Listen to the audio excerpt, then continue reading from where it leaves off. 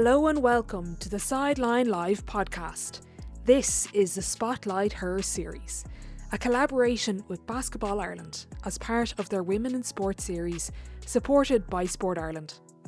I'm your host, Maria Kealy, and over the next 6 episodes we'll be diving into the journeys of 6 Irish female basketball players who are carving out their own paths playing college basketball in the United States. From early morning practices, balancing academics, homesickness and ambition, we'll explore what it really takes to compete at one of the highest levels of basketball. We'll uncover their journey and what it's like representing Ireland on the world stage. One game, one story and one season at a time. This is Spotlight Her, where we celebrate the athletes, the journey and the game.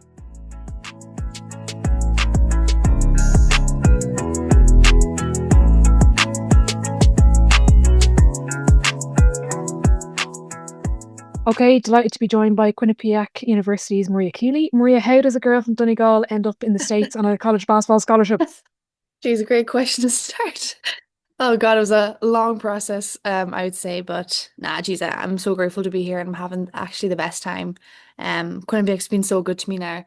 My 3rd year now, so I've been loving every minute and have found really great people. But yeah, I've met obviously a lot of people coming from Donegal. A lot of people have helped me along the way. Too many people even to name, so I've been very lucky. Is basketball big in Donegal? Um, it's not, but it's definitely growing. I was very lucky growing up with Letterkenny Blaze, the club that I grew up with, were fantastic to me. I had coaches all the way up who were so good, like traveling up and down the country every weekend, like literally giving us every chance to like play at AICCs, to play in BNI, to play in the Northwest League, to play and just like literally just get more chances to play. um, yeah, they were great. Basketball's definitely growing. I would say there's more clubs coming in. I think more opportunities come. More kids are interested in it now, which is great to see. You know, when I come home every summer, it is great to see more and more kids, I suppose, playing more groups. Because there is a collection now of kind of the couple of years around the same age, the Gribbins, yourself, in Yeah. America on scholarship. You know, people are always talking about Jimmy's winning matches and all these GA matches and wins and stuff. You'll be waiting a while for another one, Maria. But there is a number of years now pursuing basketball abroad. Like that's for an area that's maybe traditionally not the Corks or the Limericks or the Dublins, you know, that's amazing. Definitely. And we had a great group growing up. We really did have a great team. We won under 16 AICCs, Division B, I think, or B's. I can't even remember now what it's called. Like we really, and we had the best coaches. Like Linda McGuinness was so good. She was my own mother, like from a very young age, helping us all along. Yeah, a huge group. Even Shannon Cunningham is another one from Letterkenny who went abroad, and Emma, obviously, he's still playing Dominican. Yeah, it's mad. It's funny. And Killian too, obviously playing in Maine, who I've seen. He's played at Quinnipiac a few times and I've played up in Maine. So it's cool how those little connections, like just we're literally people from Letterkenny, like an hour over here. So it's funny. It's funny to see. Yeah. When did the dream start for you to go abroad? Yes, I was kind of never on my radar growing up. I suppose I was playing Gaelic and camogie and soccer. Um, and then I think maybe my first Irish team. So I started under 16 Irish team and then COVID happened. So I never really got a chance to go with that. But once under 18 the Irish teams happened, I kind of realized like I can probably go far in this sport. Um, and then under 18 Euros was when kind of the first thing happened. I was really like, yes, I can definitely do this. But even like at a younger age, like under 15 academies and BIPs and like little tournaments like that, I was really like thinking to myself, like I can actually, like America is actually, I can do this. I can, this is a dream that I can chase. And then I obviously had class role model in Edel Thornton, who was succeeded like so well over here.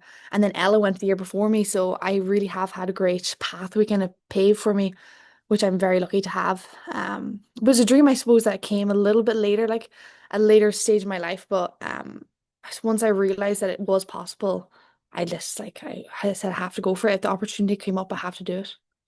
And when did those opportunities start to come in? Was it kind of 6th year, 5th year? Yes, it was 6th year. Fifth, actually, it was after under 18. Challenger. So right after COVID, I started like watching, like getting my highlights together, that sort of thing. Then under 18 when I was in age, so we were in Sofia, Bulgaria. After that tournament was really when I started going full throttle on emailing coaches and getting a template, and I would talk to Edel quite often. And I'd be talking to a few schools, and then Quinnipiac really things that got really serious with them, and then they offered me and I took it. So yeah, I think after that tournament, which I did quite well in our team, we had a really good team. I like literally one of my favorite teams I've ever played with. I suppose that was really the time when I realized this is it, I can do it. What's the recruitment process for someone that doesn't know or maybe looking to go abroad and listening now? Give us an insight.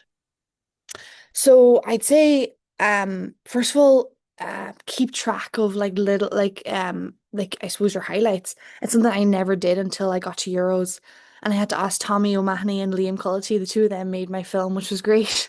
But once I got that clip, that my little highlight reel, then Adele gave me like a good understanding like of what's what. Lucy Coogan actually helped me a lot too, and how to email coaches and who to email. And like it's quite literally a case of emailing whoever you can, like looking up teams coaches and like emailing like the recruiting coordinator and maybe two assistant coaches. And I did get quite a few replies like from assistant coaches and had like, quite a few calls. And that was kind of a stressful process. Like a coach would email you back and like there'd be celebrations in the house and you'd have to go on a FaceTime call and it just kind of got to a stage where I was like, oh my God, I have another call. Like it just kind of becomes a normal thing, but you just have to put yourself out there. You have to be almost like I am good enough, like I can play this level. I think that's a big thing I think for Irish people. Like you have to be able to say I can, like I'm good enough to play at that level. And then once you do get replies, chase them, like keep emailing, keep texting. Yeah. So So it's very much, yeah. So it's very much not only are you like you're building a relationship, but you're kind of you have to chase it as well. There's none of this kind of waiting around for it to happen. You gotta make it happen. 100%. And as you said, building relationship is important. Like asking people, like asking even older Irish girls who've gone through, like just email them, text them, send them a text on Instagram, just like literally to get talking to people, building relationships is really, really important. What's it like then? Was there ever this moment when you started at Quinnipiac with Ella there years ago? You would have been watching Adele being over there. Was Yeah. there ever this moment where you kind of went, "This is really cool"? So many moments. Geez, I remember the first day I walked into the gym was literally one of the proudest moments like of my life. Jen Fay, who was one of our assistant coaches at Quinnipiac Legend, she picked me up from the airport and we got to the arena to drop off the bags and get sorted in my locker and stuff. But I remember I literally opened the door to the arena. I was like, this is so surreal. Like I cannot believe I'm here. And like I did get a little bit like teary-eyed, like this is like wow. Because obviously such like so many years of like in the gym all the time. And it really does, like the hard work does pay off. I suppose in that moment, it was the first time I really felt it. Um, but even with Ella, the first time I had moved into my dorm, and I think I had been there a week because I had like first year orientation or whatever. Then Ella came over. So the first night Ella got there, like we just like ran to see each other.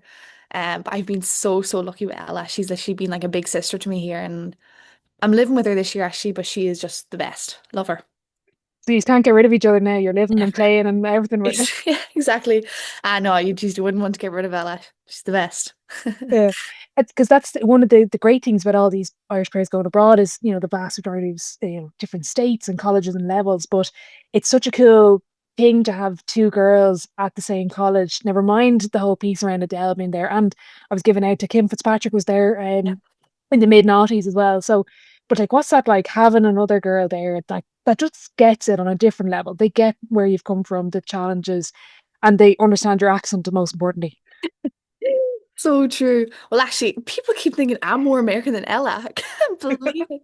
But no, it's been great. Like, just like not even, I don't want to say normality, but if you're having like a moment, it's just things get too much, or because there definitely are very much moments where like this is too much, like it's too much, like there's a lot going on. And to have someone like Ella there just to realize, just like bring you back down to earth, I suppose. Like even yesterday, me and Ella were talking about what we'd have in our lunchboxes in primary school, like little things like that you wouldn't be able to have a conversation with anyone else about. But actually at our school there was four. four Irish girls here last year. Five actually. There was four on the rugby team and one on the soccer team. So it's funny that actually the amount of Irish people around is mad. Like you wouldn't think it. Like you just bump into someone, they say, "Oh yeah, I'm from Limerick." Like what? Like it's so random, but it's great. Like I love making those little connections and meeting people from home, and it is great. Yeah. Do you, is there a good Irish community in the school? Like, is there kind of, I know some colleges have GA teams or kind of societies. Is there kind of, or you just find each other like magnets? Exactly find each other like magnets is a good way to say it. I'm actually I'm taking a class right now called Irish Studies, which I'm having a great time in. But my teacher is very Irish, and we have great crack. Like we'd be chatting about the most random things after class, and she's been so lovely to me. But me and Ella went to an Irish festival last night down in Milford, so it was like half an hour away. So like little pockets like that of Irish people. There's an Irish pub in New Haven. The owner's been very good to us, and he always has a curly whirly or a whisper ready for us like after a night. So he's just like little things like that. It really just is so like meaningful and really does make your heart full. So it's lovely. Sorry, what's Irish studies? Oh, very interesting. So last class we talked about Irish myths and legends, like Cú Chulainn and Children of Lear. And actually I'm learning a lot myself. But everyone else in the class is like, I'm 50% Irish, I'm 60% Irish, and it's Yeah. just good crap. And the girl sitting beside me is she runs the Irish dancing club. So we're thinking about joining the Irish dancing club. So it's funny. It's good crack, like. That's class. I didn't know that Yep. was actually a thing you could take. So that's Yep. pretty cool. The reality of it, and I'm conscious that I promote a lot of players going abroad, but it's challenging. There's different challenges. You have someone said to me before, it's more about emigrating, not actually about sport. But when you have challenges, it's the same challenges, but you're actually thousands of kilometers away from home when you get injured, when you're not playing. Give us an insight into the challenges that you do face. Yes, and you definitely do face them. I think it's even though I am so far from home, I suppose it's the same if I was in college in Ireland. Like I'm still far from home. It's not something you can run home every weekend. You just have to find ways of getting around your challenges and just getting through it. And just living, like I think a big thing for me is I just live day to day. Like just like what's on the agenda for today, what have I got going on, keeping busy, keeping meeting friends, like that's a big thing for me. But yeah, last year or 2 years ago, I had a bad injury, and that was tough. Not playing. Then last year, I played a lot less than I did my first year. So definitely have faced a lot of challenges, but it's a case of just keep enjoying it, keep enjoying who I am and who I'm with, and find little things to do. I think that's really important, especially when you are, I suppose, so far from home. And then like your family's only a FaceTime call away, or your friends, like just give them a ring, and you get to hopefully catch up, and then that sets you off for like another week. So um, I've been very lucky now with my friends and the people who are around me. So I've never had a moment of worry, like because I am supported by great people. You're very mature in that answer, like, but I really get the sense that you're quite good at maybe separating the basketball player and Maria as the person. Definitely. I think that's really important. We actually at Quinnipiac they have great, like we get guest speakers in all the time.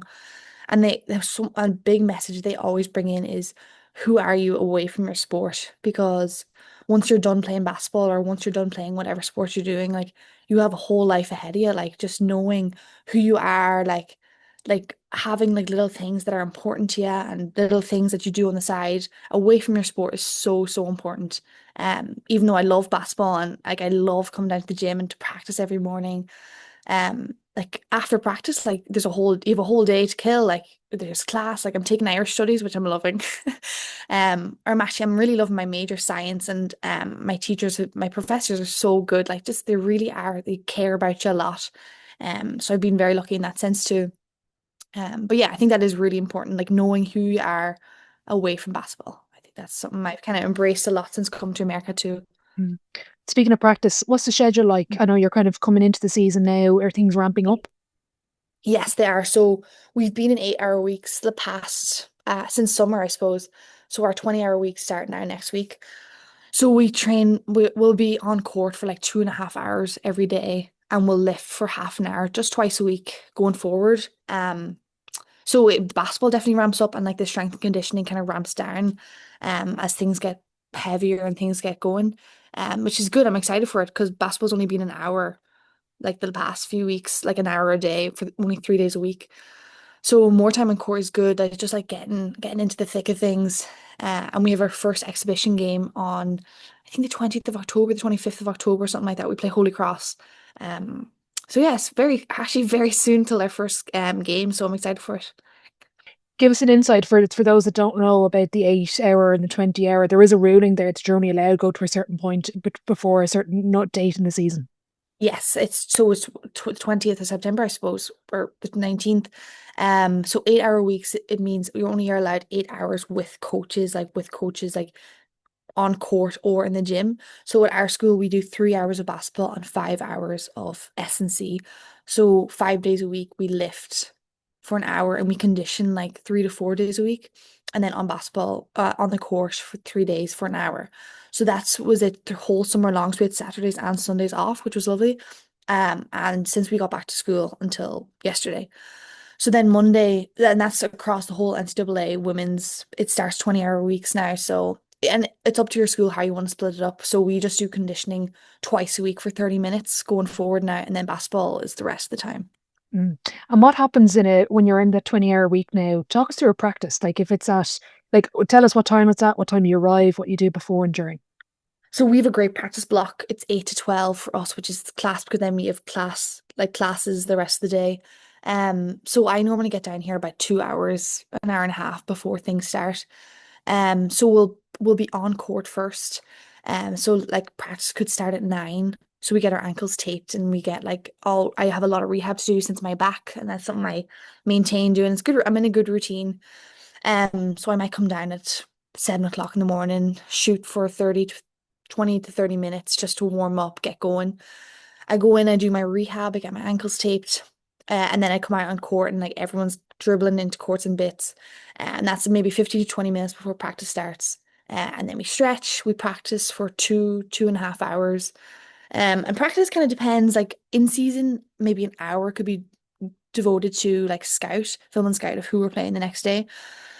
But right now, obviously, we're not playing in a game, so it's going to be a lot of playing, a lot of up and down, a lot of breakdown, like half court stuff. So, like the next few weeks will be very intense. It's like the most intense. Like we have about 3 weeks of like tough basketball, and then things kind of slow down a bit until we start playing people. So practices will be a bit slower. Um, so yeah, 2.5 hours of basketball and then 30 minutes in the gym. And the gym is just like less load, more like just like quick movements and just two sets of two sets. So like a lot less. And then you can obviously do your own. Our strength conditioning coach is literally one of the best in the whole of college basketball, whole of college sports. Brijesh Patel, he's been absolutely fantastic, and we've been so lucky to have him. So I go in always to get little things, little extra things with him. So a group of us have been doing extra speed works the past few weeks. So that's been good crack, like just little things like that, and just keep enjoying it. So yeah. Amazing. Is it as you see these videos on Instagram of college, particularly college football, when there's like 80 of them in the weight room? Is it regimented from the whistle, like you stretch the same time and all that stuff? Definitely not a whistle. I know some schools do the whistle because they come and they do our warm-ups. Like if we play them and the whistle comes out, we're like, what's going on with the whistle? Like it's ridiculous. But yeah, we do it. We have a good routine and it's lovely. Like if we're doing whatever certain exercises, all goes right arm, left hand, and you kind of get into a routine of what's normal and what's it's good. Like and you kind of be bouncing off each other. But we have a lovely weight room here. And it's nice that we only have a small team, like 13 people. Whereas like we see we train with the ice hockey, men's and women's ice hockey is also in our facility. And they have like, I don't know, 25, 30 plus people. So they kind of come in two groups of people. So it's funny, like I really enjoy our small team and it's lovely that we're all in there together and like helping each other along. Because that's the other thing, like in terms of you were saying helping each other along, but also like showing up an hour and a half or 2 hours before your practice. Like, is that someone showing you the ropes, or is that like how does that come about? Um, I suppose freshman year there's a girl, her name was Raven. She was always in the morning shooting. And it's something I would do. I would kind of, not that I'm like, I just get a little bit stressed that I'm going to be late for practice. It's my biggest fear in this world, like sleeping through my alarm. Not that it's ever happened, but I just like everyone is here early. Like that is a big thing. And like we have a rule, like you have to be in 30 minutes before practice or before tape time or whatever. Um, So it's good like to have those standards, but even that before that, like everyone's in at least an hour before, which is great. And we all eat our breakfast here, and you just kind of catch up. And Coach Fabbri has a great rule. We don't bring our phones. We leave all our phones in Coach's office. So it's nice to actually just like actually get away from your phone and just to not even have it on you and just actually chat to the people around you and chat to the girls and get to know them better. Mm. It's amazing, isn't it? Because you compare maybe growing up in Ireland playing Super League, like your train's at 7, you're probably not on the court till 7 because someone's in before you. You know, compare what it's like there. I know you played Super League, you played National League, Irish teams. They compare the level of preparation and training to what you've seen in Ireland.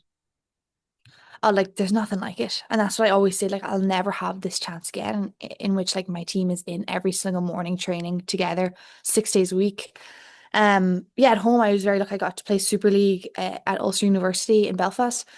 But even I was doing my leaving cert that year, so I would only get to train once a week. So it'd be a 2 hour drive up, training for an hour and a half, 2 hours, and then 2 hour drive home.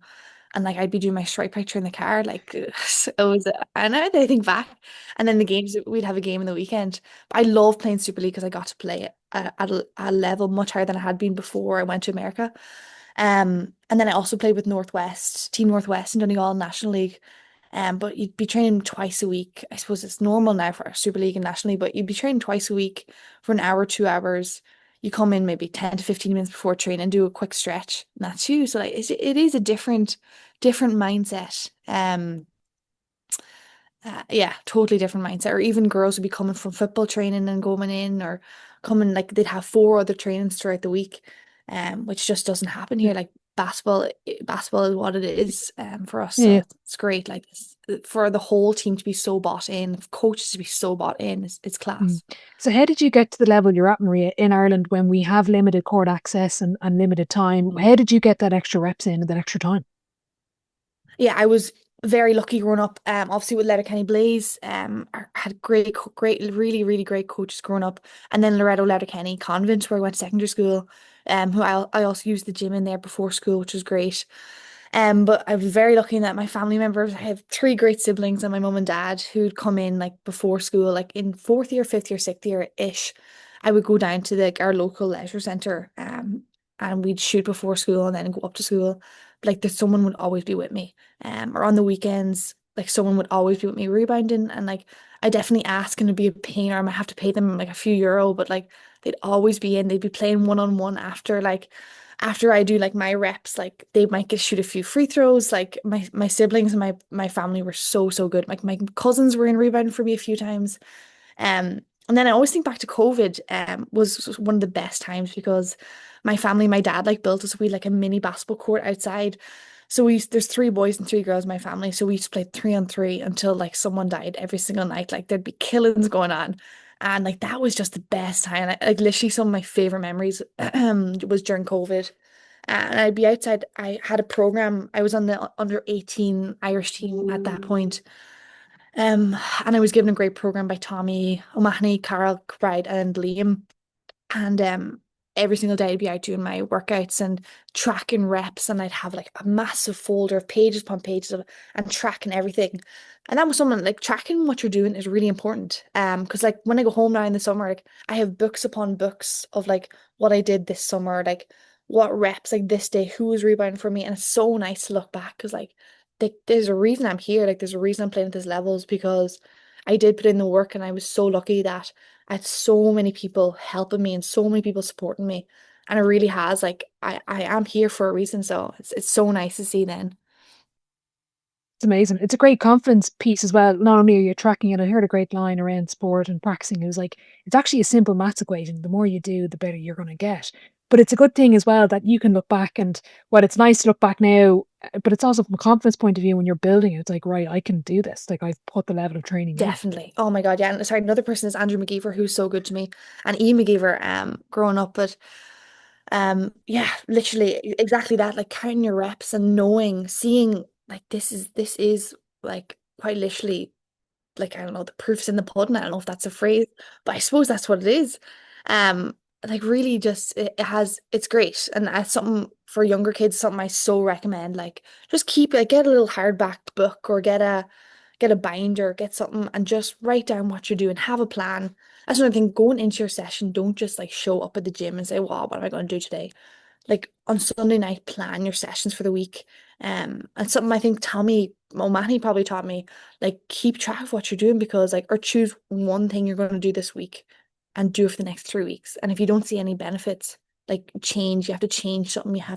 Something has to change. Or find a new skill. Like I used to just be on YouTube or find things on Instagram and like I would just do it and I would practice it in everything I'm doing for a week. And then I'd come back to it again in 2 weeks, but just being able to flick back and forward in the book, it's really, really does help. I know I was slagging you when we were chatting in Dublin, but how did you get your sham god as good as you have it?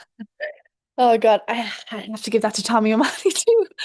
Jeez, Kilkenny camp. That's another Kilkenny camp, shooting hoops camp. I did it maybe 5 or 6 years, and I met like some of the best girls there. Some of my favorite memories from there too. But my granny just lives like 10 minutes out the road from Kilkenny. So I used to stay with her and come in the mornings. And that camp, Tommy taught me the sham god. And there was a Spanish coach there, and I've never seen her, never met her since. Her name was Alba. She was so good to me. She would teach me like a new move every day, or like she'd come out at lunchtime and like teach me something new. And I used to have just such good crack and not realize at the time that she was really saying to me, like, you can like this, you're good, like you can like get better. Um, and I think I was like 13 or 14 at the time. Like just little people like that looking back, I'm like, oh my God, just class, like such good people. In terms of the individual practice, even now in college, and even like the importance of individual creativity, because obviously when you go to your team sessions, you'll do your certain things, but do you still have time now to work on things like the sham god and all these other creative pieces? Definitely, definitely. I always like find a little workout, I find a little video. Puff Summer's Instagram is one of my favorite places to go to, or Hilary Nets is another one. And I just see a move that I've never seen before. I'm definitely doing that today.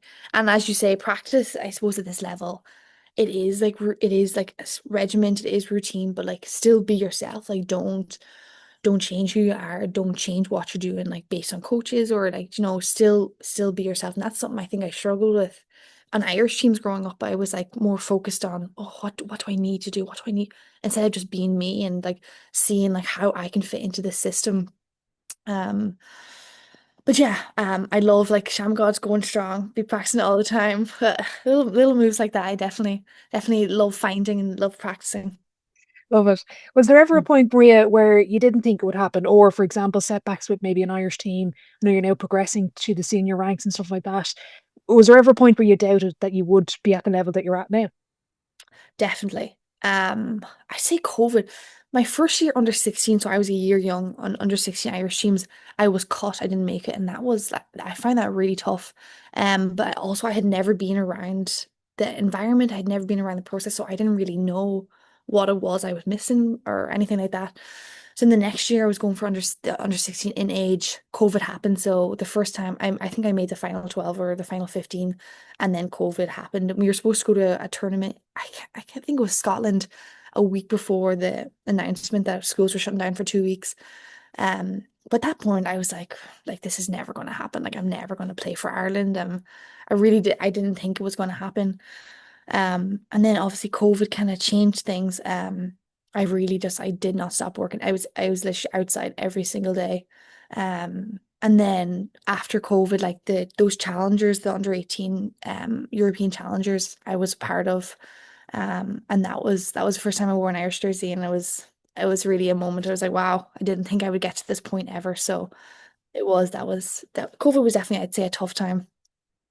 In terms of pursuing basketball and it's and practicing before school and doing things that typically your friends that aren't into basketball in particular aren't really doing, how did you find that where you're chasing your dream and your goals and it's a little bit different to everybody else? That's a great question. And that's very true. And I think I played soccer and camogie and Gaelic up to like maybe 14, 15 years old, or even like I'd miss a few trains, but I'd still play the games for Gaelic, and I loved playing those different sports, and I'd love the mix up. But then when I got to a point where I was shooting on my own all the time, like I'd say I was maybe 13 or 14 when I actually started going down to our leisure centre, getting in the gym, like before training, after training, really shooting on my own and like figuring it out because like I think my mom was probably one of the biggest people that taught me just like you have to put in the work, like, and things will go good for you.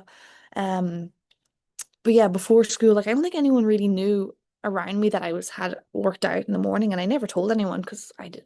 There's no need. Um, but yeah, I don't know. It just was the way I had grown up. Like my brothers who played and my sister who played a lot of football and hurling, like they'd go down and shoot in O'Donnell Park, our local football park. But they'd be going down shooting on all the time, and it was just normal for me to go and do basketball for them to go to do that. And I suppose it was just in our family that sort of tradition of what we did. So I was very lucky, and that was the setting I grew up in. Yeah. And are you like locally in evening school, were you known as just, oh, Maria the basketballer? Like, was that just, oh, she's just off playing basketball, she's just going to America? Is that what you're known as?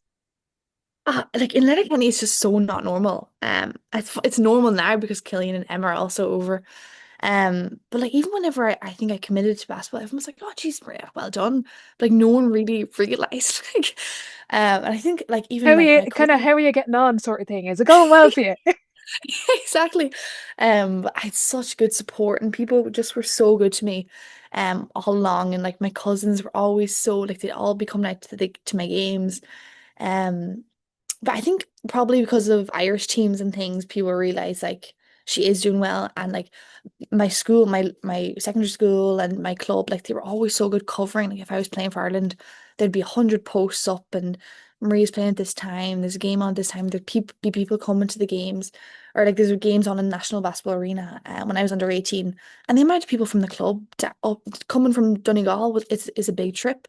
And I just like, oh my God, it's so meaningful, and it just still warms my heart. Um, yeah, you know. Amazing. Has there been any Donegal jersey spotted in Quinnipiac yet? Oh my God, weirdest thing. Last year, I was sitting in the calf with there's a group of us sitting there, and this fella walks past the window in a Donegal jersey. It was the weird. I had to run after him. I had to literally be like, lad. And this fella, he was like, "Oh yeah, my family are from there," and he was wearing this lovely white Donegal jersey, like a Oh, training nice. kit. So lovely. And I was like, "You don't understand. It's so weird you're wearing this." Um, it's so funny. But yeah, my Donegal jersey, it bees out. I'd be wearing it all the time. Donegal, they're going to be back. Donegal for Sam 2026. You heard it here first. Love it, love it. Maria, you've 2 years done. You've 2 years left. What's the goal to finish out college basketball? What do you want to achieve over the next 2 seasons?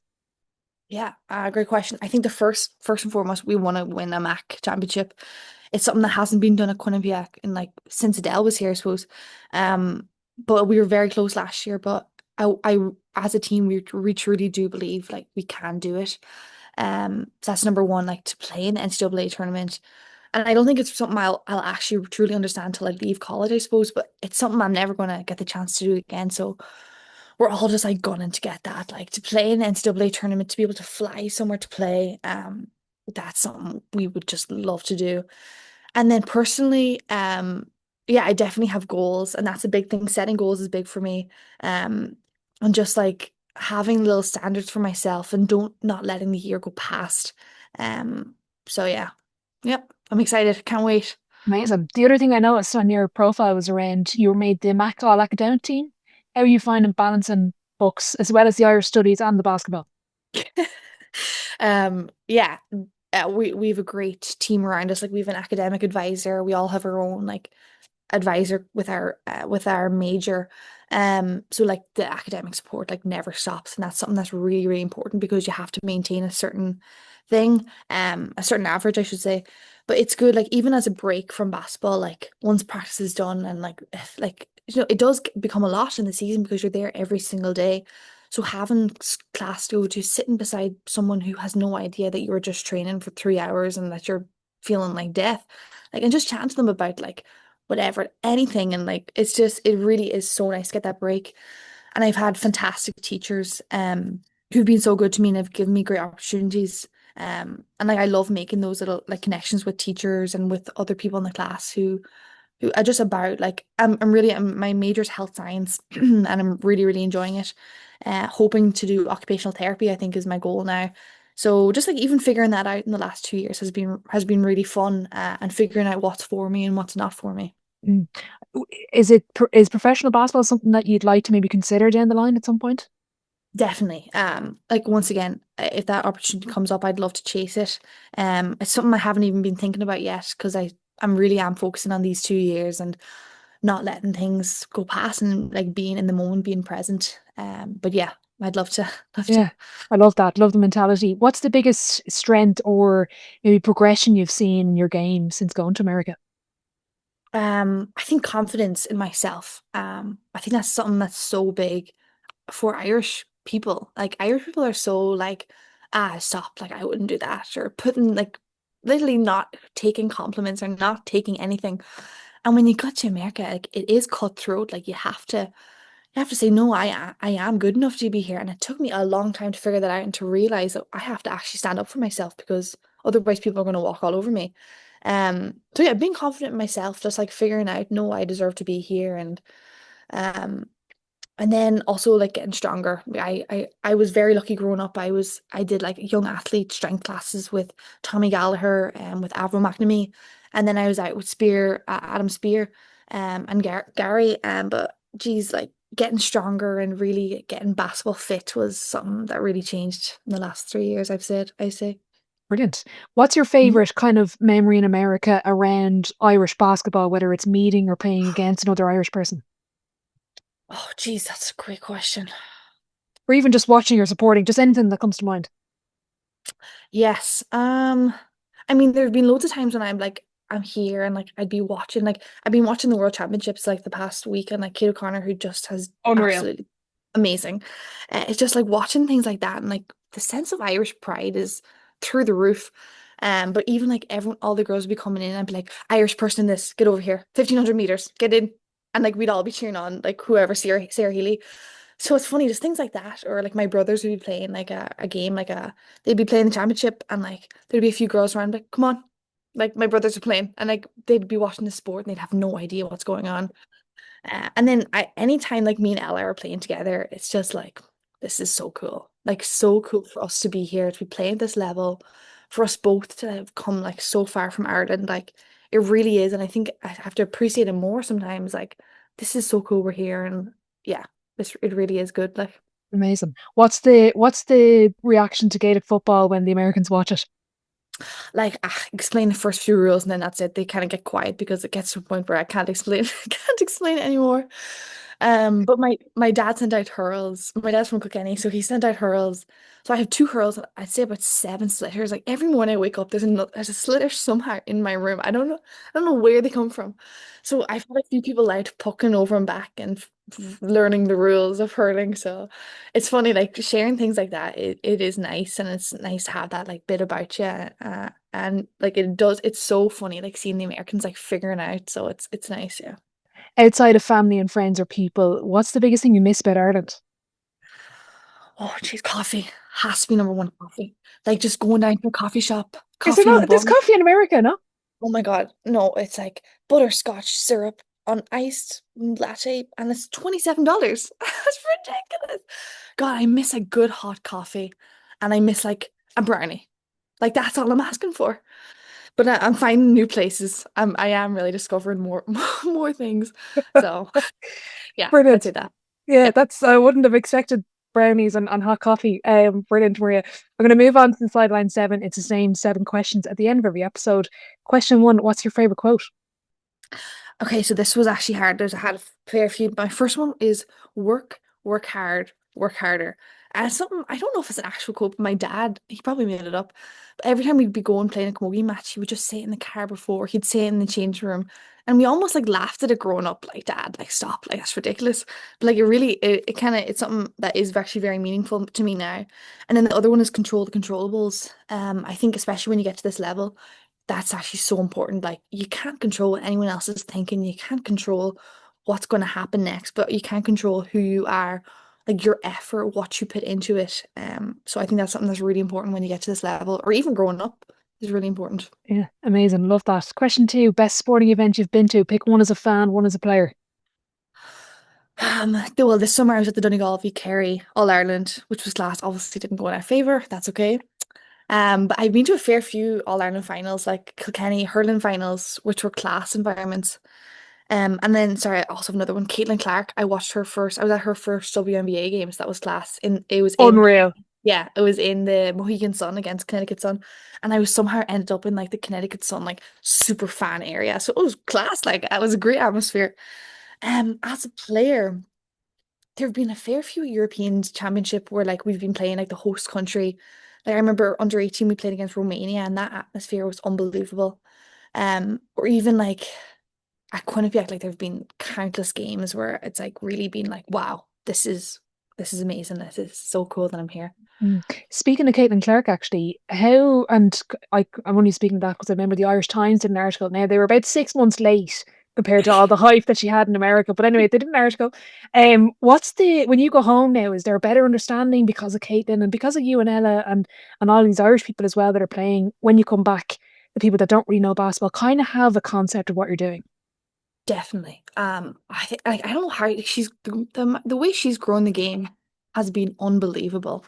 Like everyone knows her. Like people be like, "Oh, do you know Caitlin Clark?" Like people who don't know anything about basketball. Like obviously I don't know Caitlin Clark, but for even them to be asking her, like just have an understanding of where I am and where I am playing, it's class. And like people even like getting the links to the games and like oh, because it's hard to get the links to the games here, like for Ireland. But it's class. Like it really, really has grown, and people have a great understanding of it, which is great. Yeah, brilliant. Question three: biggest setback or challenge so far in your career, and how did you react to it? Freshman year, near the end of the season, I had a stress fracture in my back. That was definitely tough. I was out maybe 5 or 6 months, I think, and it was like a case of just like not, I couldn't even do rehab because it was my back. So that was definitely a tough time. But like once again, like finding out who I was outside of basketball was really important at that time. And like Becky Mella, our AT is like literally my hero, and she was so, so good to me at that time. And then COVID, I think, is a big setback for a lot of people. But I think I like COVID, I absolutely thrived in COVID. I had the best time. Like lockdown up in Donegal was absolutely fantastic. And I think I really, really like changed as a basketball player during that time. So I'd say those two. Amazing. Well, it shows control the controllables. You just got out and Exactly. just probably became twice the player that you were going into lockdown. Definitely, yeah, definitely. Amazing. You're on the flip side then, your biggest achievement on or off the court. I think the first time wearing an Irish jersey, like here in the national anthem, was like a moment I will never forget. It was at the European Challengers. It was just what a moment. And then a big achievement for me was leading the under 18 Euros in assists. That was a big Division B, but that was a big thing for me. And then I already mentioned it, but the first time I walked into the gym here, was like I was so proud of myself. And that's not normally something I say, but I really was so proud to be there and so proud to walk into this gym and say I deserve to be here, I suppose. Amazing. I love that. I love the mentality shift as well because we're terrible in Ireland. We're so self-deprecating. Mad. Yeah. And when So you go and to like something America, it's not. and like you really I had to like I have to wise up here. Like it's something I never even thought would be a thing. So yeah, that's very true. Mentality change.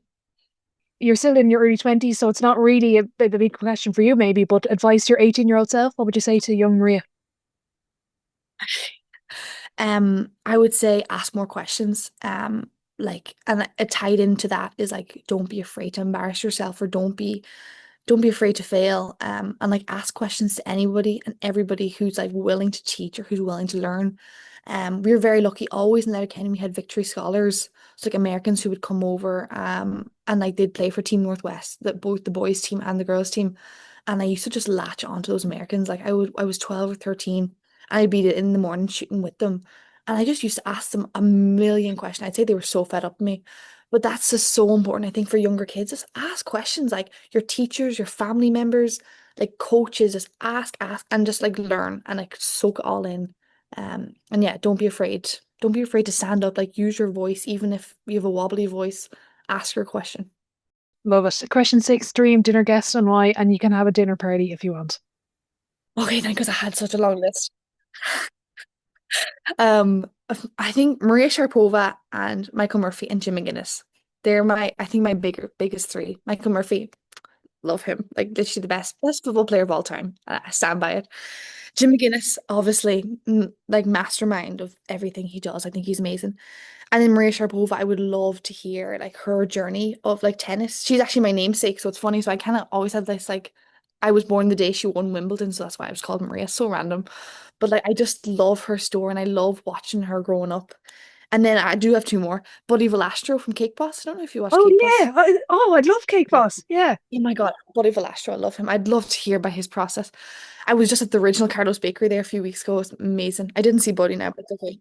And Mary Berry. Okay, that's it now. That's enough. Okay. Have you ever met Mira Sharapova? I feel like you need to meet her. I would love to. I've never met her, and like I need to like my goal in life is to go to Wimbledon. Obviously, Maria Sharapova won't be at Wimbledon. I would love to go to Wimbledon. That is actually my number one But the goal. ballot only closed yesterday. I actually put in for the ballot myself and my friends. So I'm praying, Oh, praying I come get on. it. Best of luck. Oh, have you been before? I actually went to, I might just leave this in. I know it's Basel, we're talking about tennis. I actually went to, I tried to enter the ballot for last year, but didn't get it. Okay. So we ended up going to the pre-qualifiers.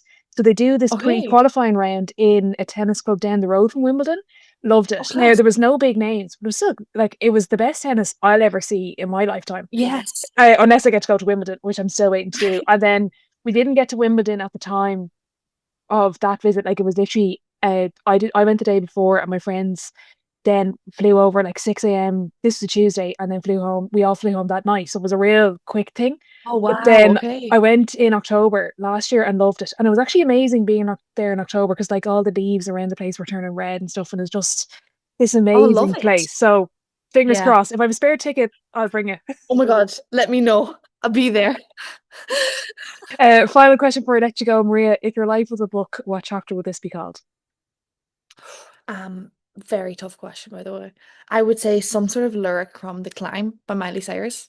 Um, so I just like what a song, first of all, Miley. But just like there is always going to be another mountain.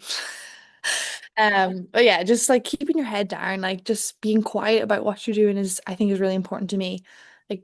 Just you do it in the dark, and then you reap the rewards, like in front of others. But keep your head down, keep working. So yeah, something along those lines. I don't know. Love it. Yeah, you've kind of hinted on another quote. I feel like you're a good quotes woman. It's like what you do in the dark will reveal itself in the light. I think Yes. someone said that on the podcast Oh, before. well, I lovely. don't know who it was. Okay. Maria, if there's any young girl or boy or whoever or parent, coach, somebody listening that wants to reach out and ask more questions about going to America to play college basketball, where can they reach out? My Instagram, like send me any message or send me an email, mariakealy10@gmail.com. I'd love to help anyone coming up. I'd love to ask her any questions, getting on a Zoom. No bother. Amazing. Well, Maria, I love this. Best luck with the season. And yeah, thanks so much. Thanks so much, Orla.